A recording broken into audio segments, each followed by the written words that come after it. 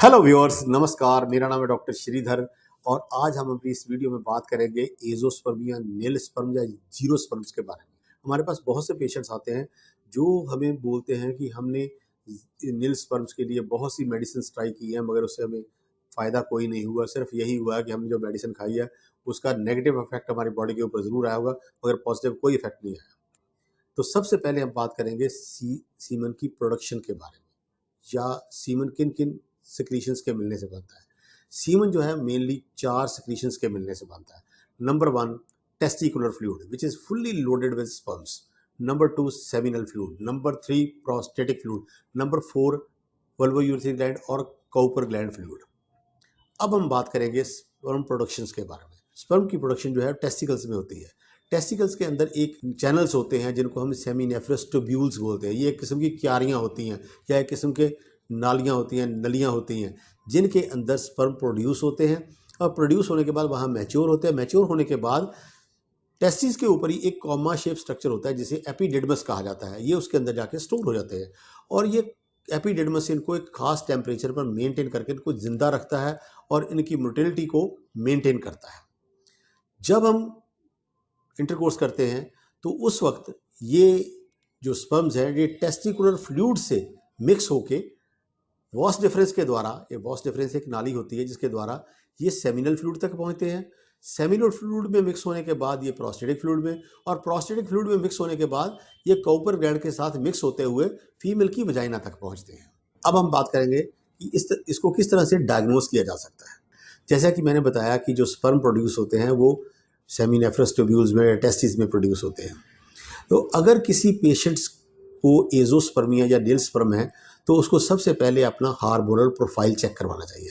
Hormonal profile में 6 hormones आते हैं: LH, FSH, serum testosterone, serum prolactin, T3, T4, TSH और सीरम एस्ट्रोडोन। अगर ये हार्मोन्स बिल्कुल ठीक है, इनकी मात्रा ठीक है, इनकी रेशो ठीक है, तो नेक्स्ट हम जो टेस्ट करवाएंगे वो है टेस्टिकुलर बायोप्सी।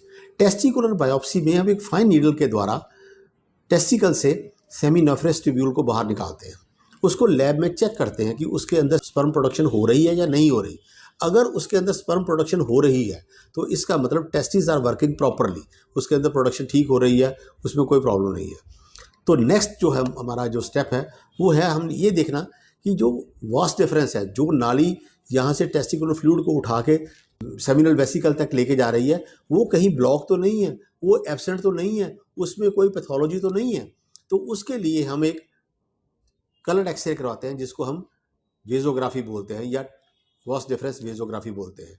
उस वेजोग्राफी से हमें ये पता चल जाता है कि जो वास डिफरेंस है, अगर इसमें कोई प्रॉब्लम है, इसमें कोई ब्लॉकेज है, इसमें कोई टॉर्शन है, इसमें कोई मोड़ मुड़ा हुआ है या ये कोई मरोड़ा खा गई है, तो उसको हम सर्जिकल इंटरवेंशन के द्वारा उस प्रॉब्लम को आप क्योर कर सकते हो और पेशेंट को एक नई लाइफ मिल जाती है। अगर टेस्टिस के अंदर स्पर्म प्रोडक्शन नहीं हो रही तो कई बार इसका मेडिसिन से इलाज करना थोड़ा असंभव होता है, थोड़ा मुश्किल होता है, या हो सकता है कि उसमें हमें सक्सेस रेट ज़्यादा ना मिले।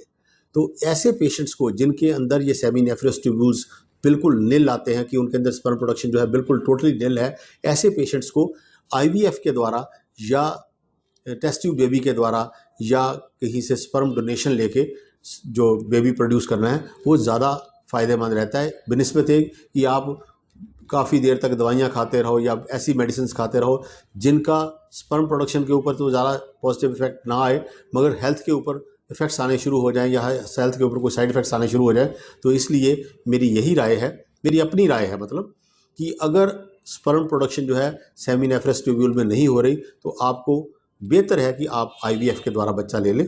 वो that will be more convenient, वो आपके लिए ज़्यादा अच्छा रहेगा।